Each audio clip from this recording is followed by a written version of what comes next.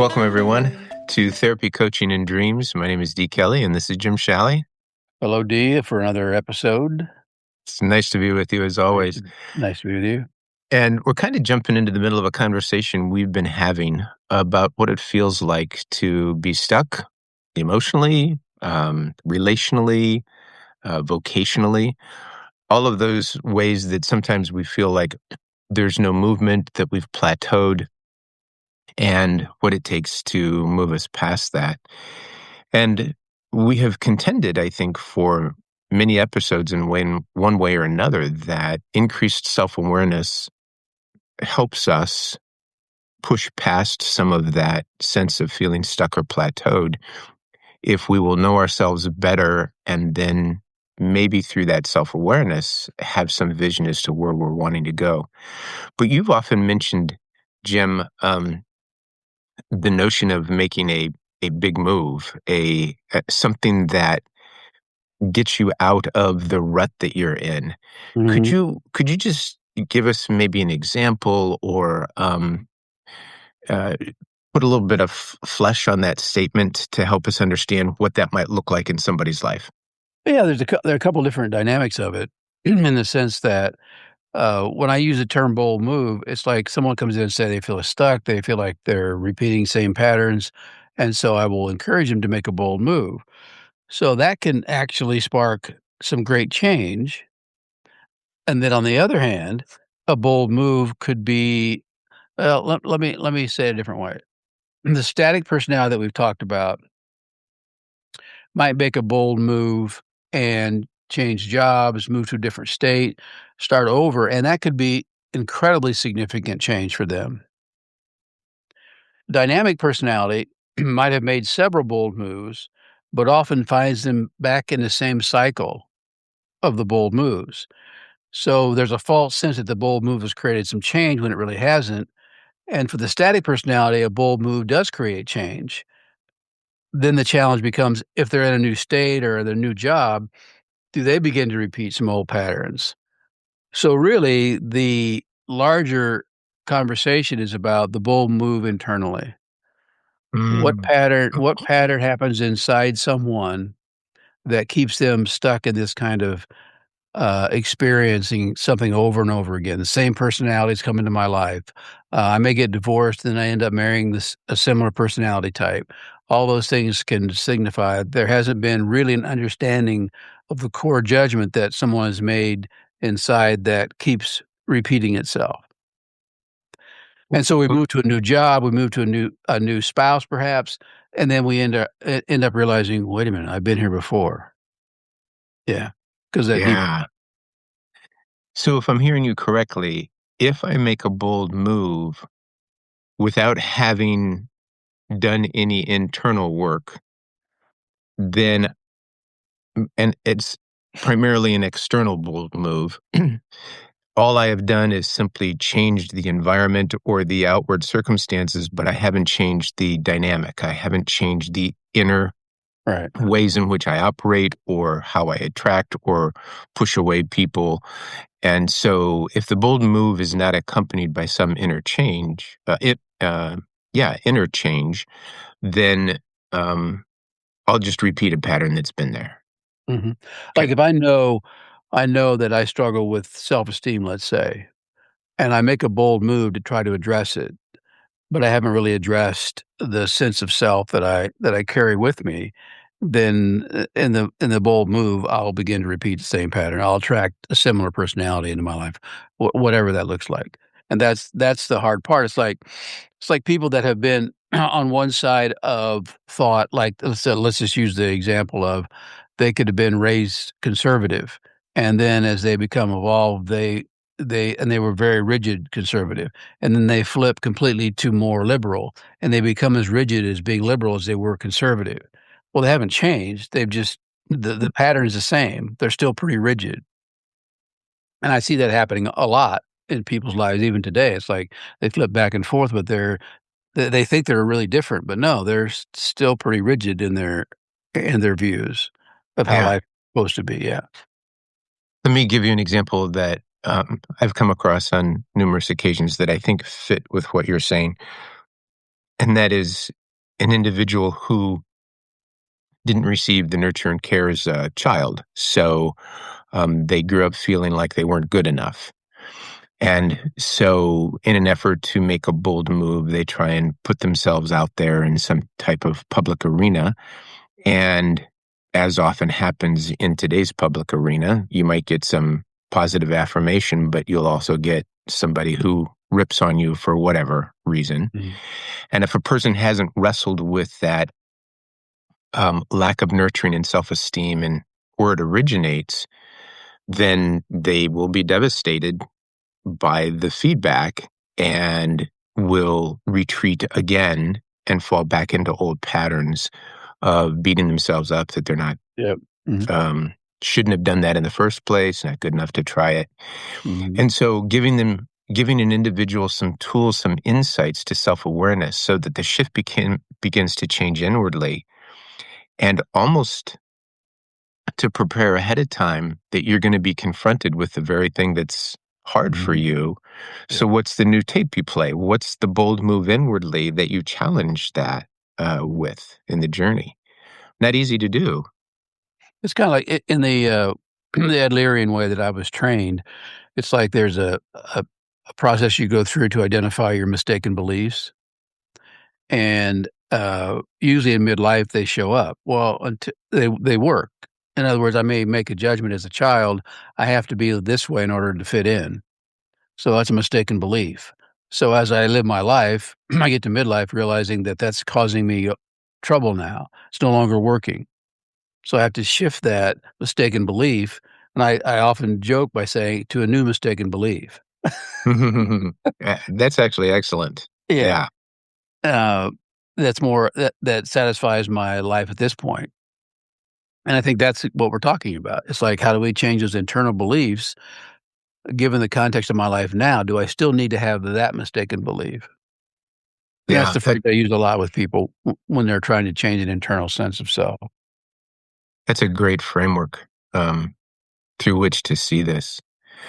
I often find that individuals who struggle with a pattern that worked for a long time but now no longer works, and they often, this isn't always true, universally true, but they often battle that as if it's an enemy. Mhm. And one of the things that, if it seems appropriate, I will encourage someone to do is to recognize with gratitude how something has helped you to survive.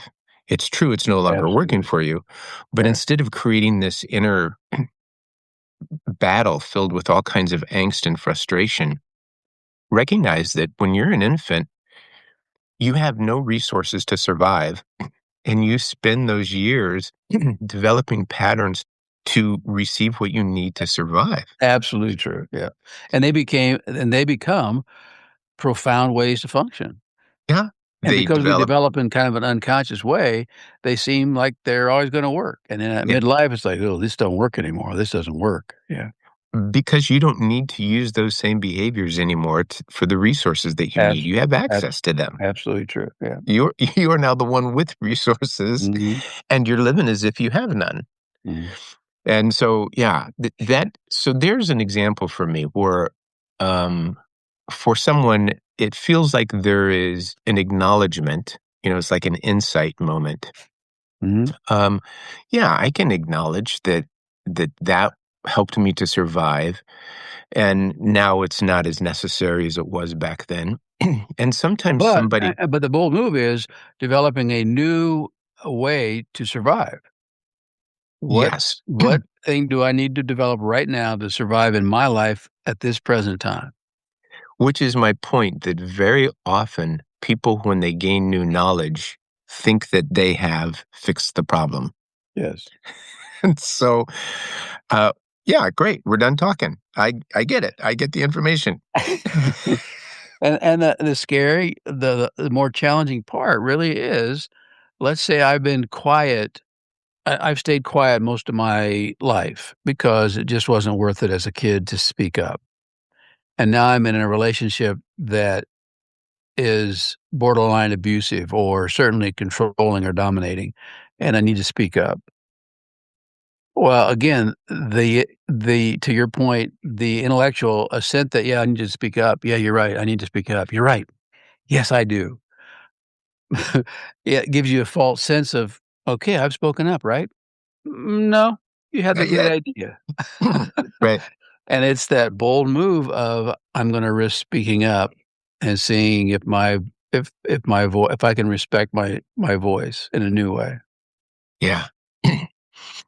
I think we've had a little bit more of an emphasis this season on dreams. Very often, I will have a client who has a character that will show up in a dream that represents a part of them that is very undeveloped, underdeveloped, and it raises the question of what part of you is not being heard by your decision making or in your action. And there is often this uh, insightful moment where they go, "Yeah, I don't usually do this." And I said, "Well, why would that part of you be striving so much in your dreams for your attention when your defenses are down, when you are in a posture of um, being able to hear other parts of who you are?" And this aha moment of insight. But then the question that follows is, but yeah, so now what? How Mhm, does it become part of the decision making? How does it become part of your daily life? It's mhm, not it's not just acknowledgement that it's there. It's not even just acceptance of that part of who you are. It's assimilating that part into what you actually do and how you live. right. And that then becomes a rather frightening endeavor because it leaves you in the space of the unknown.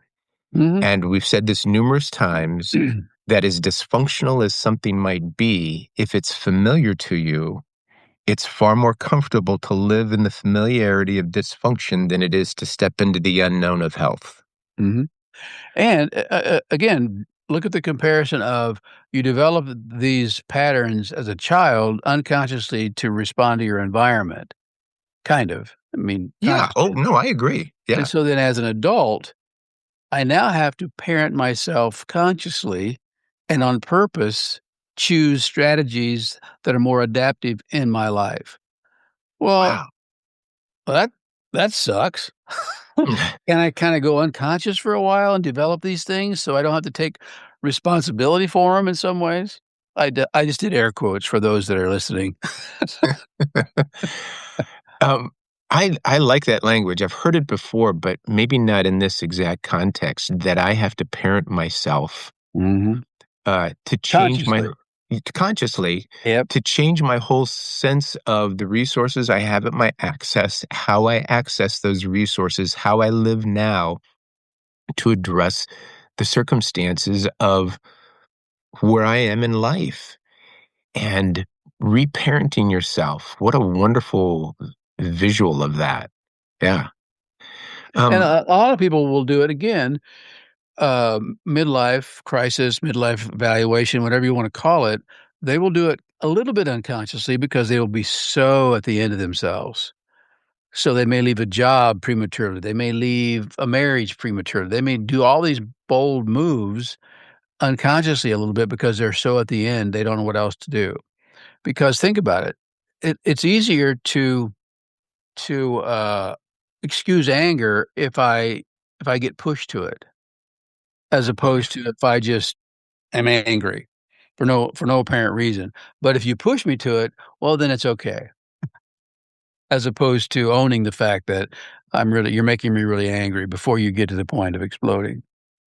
and so we create unconsciously, we create situations that give us permission to express the emotions that we have. Absolutely true. Mhm. Wow. And if we bring it, And then we can blame others. yeah, yeah. Because if we bring them to consciousness, we have to own them. We have to take responsibility for them. Absolutely true. Mhm. Oh, yeah. And that and that's being an adult. It's like, uh, do people get up in the morning and say, "You know, I'm really unhappy, so I'm gonna tell my spouse that I've kind of developed a relationship with, Sally at work, and, I think we're gonna go ahead and, start dating a little bit, but I wanted you to kinda be aware of it, because this isn't as satisfying as it once was. So, if you wanna pursue divorce, we can do that, but yeah, who nobody does that. I mean, is that healthier? It's weirder in some ways and maybe healthier, but ultimately, we wait until the attraction gets to a point, and then we just act on it, and that gives us permission to kind of do something else. And I mean, very few people in their 40s, 30s, and 40s wake up and say, "Yep, think I'm gonna have an affair today." Yeah. They they just The lightning. unconscious creates a crisis to address the broken inward Yeah, journey. it. And that is part of, what I think drives we've talked about this a little bit, but the notion of individuation. Individuation is typically referred to adolescents who are trying to break away from their family Right. system, and that often that happens unconsciously as teenagers act out, do things to create independence, and ultimately, the purpose of that is that they leave and establish their own life and Mhm. begin an independent journey. But there is also, I refer to it as vocational individuation when I'm not happy in my job or when there's something in me that knows that I'm not going to be fulfilled ultimately through this job, that it starts unconsciously creating division and crisis moments and confrontations where I can have the excuse that, yeah, this just doesn't seem to be working anymore, and blame it on the boss, blame it on Mhm. it's the whole notion between senioritis and college. Seniors, many seniors go down the pathway of a school and a place that they loved and enjoyed. Their senior year, they find everything wrong with it. It's the food, it's the classroom, it's the faculty, it's the freshmen, and complain about it, and it's because they're needing to push away from that environment and We establish a new create life. we create the emotions to move the direction we wanna move.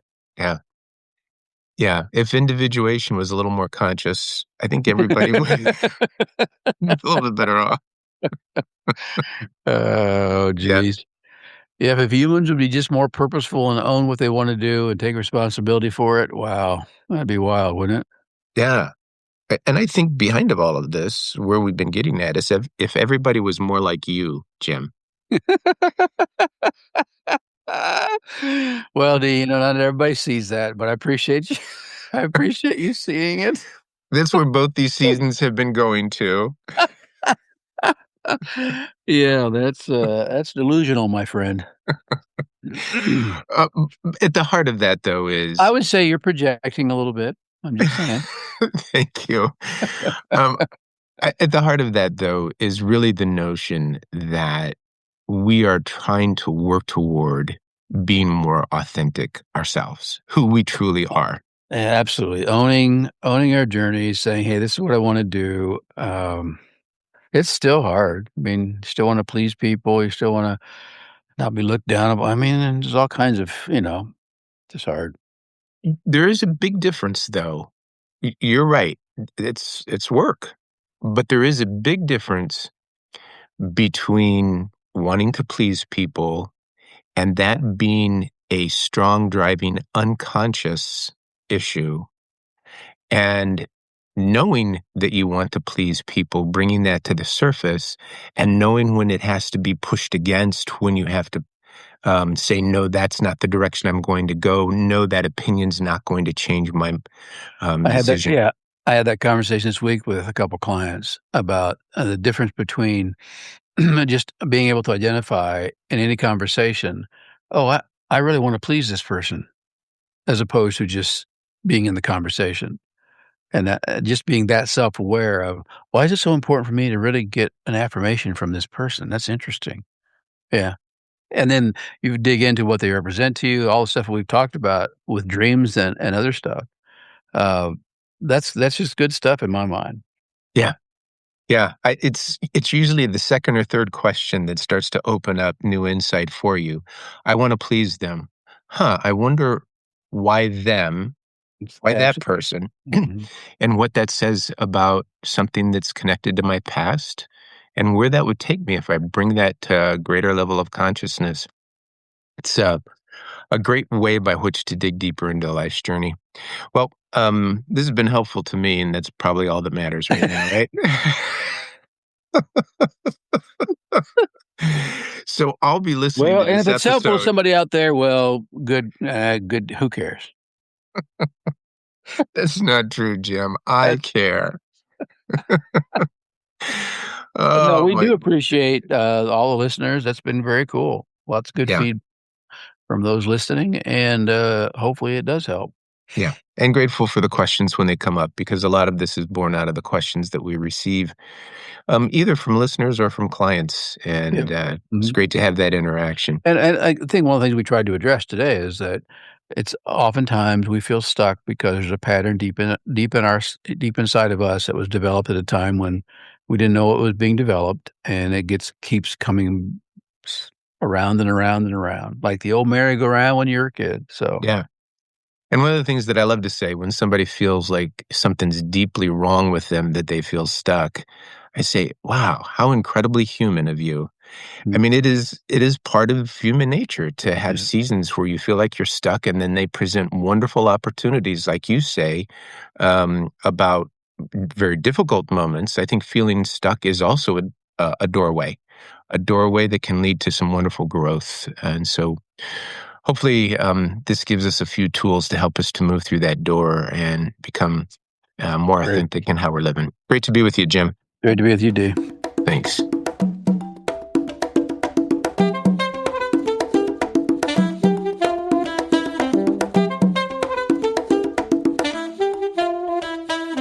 That's it for this episode of Therapy, Coaching, and Dreams. If you're enjoying the podcast, we'd love for you to follow, rate, or share it with someone who might appreciate it as well. Thanks for being here, and until next time, keep growing, stay curious, and take good care of yourself. Yeah, no, that's good stuff.